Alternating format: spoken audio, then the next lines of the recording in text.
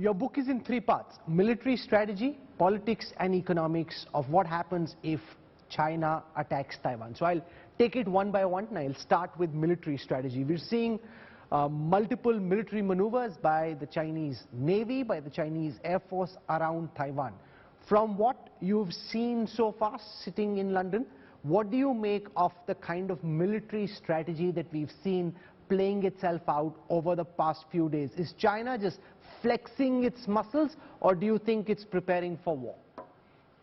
I think at this stage, China is flexing its muscle. China is sending a clear warning to Taiwan and to the United States that China will be able to sustain a blockade of Taiwan and do other actions that could result in China taking Taiwan.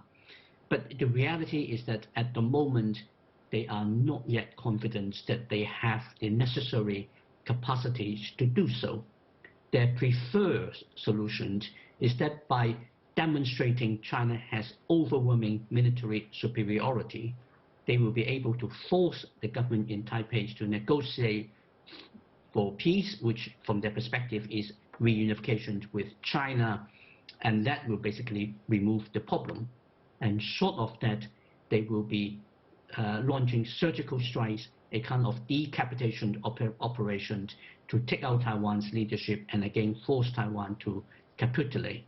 A full-scale amphibious assault would be the last option. How do you think Taiwan is likely to react to these military maneuvers? Initially, after Speaker Pelosi went, Taiwan issued condemnation but didn't react militarily when Chinese fighter jets crossed over the median line.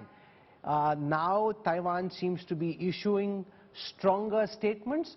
Do you think they'll just lie low and hope that China backs down? Or how do you see militarily Taiwan react to these Chinese military maneuvers? I think the Taiwanese government has responded in a very measured and responsible way. Now, the reality is that the Chinese government miscalculated. They launched the military exercises and have to be so aggressive because their early warning to the United States to deter Pelosi from visiting Taiwan totally failed. They should have known that it could never have worked. But having failed to deter Pelosi to visit Taiwan, Xi Jinping cannot afford to appear soft on Taiwan or on the Americans, and therefore needs to project power in such an aggressive way.